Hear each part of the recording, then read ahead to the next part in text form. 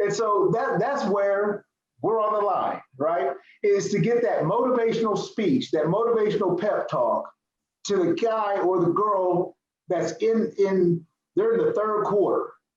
They're like, look, I'm in my third semester, right? I can't drop out, but I ain't graduating. They're like, right? It hurts. I'm hungry.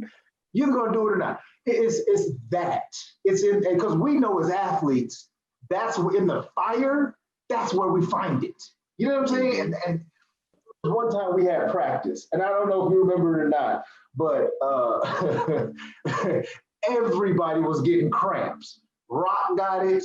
We were in training table, and LT had his. Yeah, I remember. He went down. He said, "Man, down!" Like, somebody shot him. Oh my God. What's the greatest lesson football taught you? Greatest lesson football has taught me. That's a hard one. Mm-hmm. You know, there were different, like 3 that came off the top, but the first one was perseverance. That's the greatest lesson that I think football taught me. It's like to him who perseveres. It's like, because for me, legit, it's like I literally only played on a losing team once I got to Vanderbilt. All from Little League all the way through high school, I played on winning teams. We won championships in Little League, and we made it to the playoffs. We're trying to make it to the state championship in high school. And we hit the Vanderbilt. I think we only won a total of maybe 8 games. Get a mega man out of you. It don't test your love, baby. It tests your love. Yes, it does. So yeah, so perseverance. What's at the end of perseverance? At the end of perseverance for me is hope. Truly, I mean, you persevere. You persevere with the hope of a return or hope of something better. That you know, whatever it is that you're persevering through, you're gonna get through it, and you're gonna see. Basically, you know, you're gonna be on that mountaintop, or you're gonna be on that plateau that you've been working so hard to get to, and that moment of being able to enjoy what you persevered through. So I think that's for me at what's at the end of it. And I've experienced it enough to see it, to grind through some really, really hard times in life, whether it's in marriage or raising your kids, and you know, the work that you're doing that is you grinding, and you kind of like, man, I want to press the eject button on this right now. This is not good, you know. And if I was in my feelings and emotions, I would. It's like, forget that. But you know, once again, when you count the cost, you got responsibilities and got other things to do. It's like, okay, timing's got to be perfect on this, and I can't bail and don't need to bail right now. So I'm gonna continue to persevere. I'm gonna continue to play my part, play my role, and be a good role player. And it's always worked out really, really good for me in the end when I persevere through really hard times. So what's the difference between winning and success? The difference between winning and success. Difference between winning and success. Everybody wants to be a winner. Win the game. Yeah. But people say you want to be a success in life. And I think that comes down to the defining the definition of it. Because like, okay, winning and losing is finite. It's like it's a game, it's a competition that's and it's 60 seconds. So at the end of the 60 seconds, you either won or you lost. All right. And so, you know, oftentimes the technique and I learned this from, I would say Nick Saban. Nick is always talking about, it's about striving to be perfect. It's never a loss, it's a lesson learned, in a sense. It's kind of like that's how life progresses. It's kind of like, life is just a bunch of lessons. Even a loss is a lesson to ultimately help you continue to develop and grow. And even, because oftentimes you learn more from your losses than you do your wins. Why? Because we love the exhilaration of the win. It's the pats on the back, and we feel like, okay, A plus B equals C, because that's what we're working towards. But is when A plus B, you did A plus B correctly, and it doesn't equal C, you get that big L. So it's like, all right, what did we do wrong? What do we need to change? Sometimes it's like you miss here, you miss there.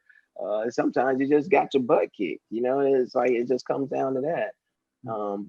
But with success, I think success has to be defined by that individual, by the person that's living the life in which what they define success as. Oftentimes we quickly bundle success as, the dollars in your bank account, the house that you have, oftentimes the stuff. And I oftentimes,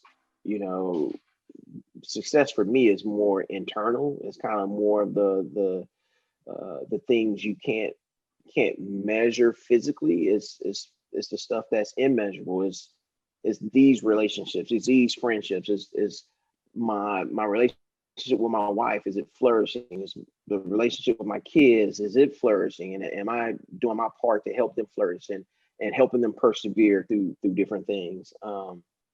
And as well as, being able to do work that I enjoy, as I strive to continue to mature and grow and help other people.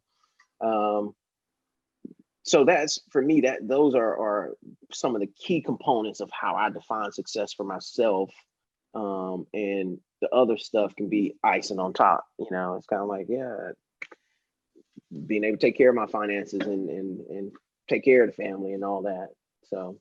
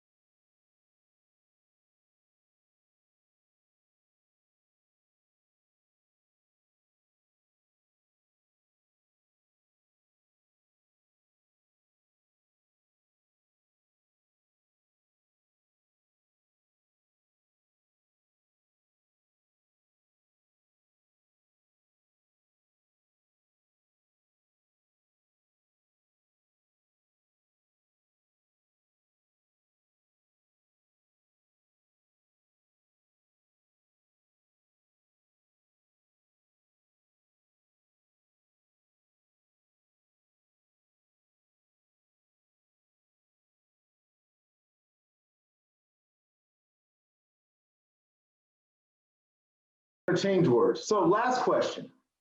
All right. So we've got a time machine. All right. We can go back in time. This is the night before the first game of your senior year in high school. You get 15 minutes. What do you tell yourself?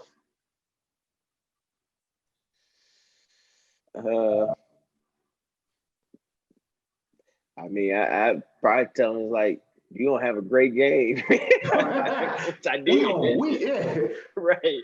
We ended up beating Phillips, the team that we opened with. We basically will open up with them every single year for the past, 8 years in a row, and always lost to them.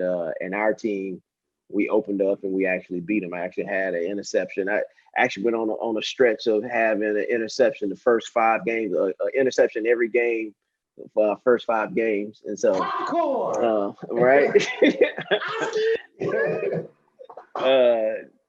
So So I mean, I don't know if there would be much I would tell my past self. It was kind of like, you'd be like, Charlie, you be proud of yourself. So do you stick to what you know, and just always persevere. It's like that would be the thing that I say. I mean, because literally, like I said, I look back at, like you said, the night before the game. Like I said, the game was awesome. We ended up winning. I had a pick. Because I don't know if I could try to tell him about some future stuff that's going to be way down the line that would affect him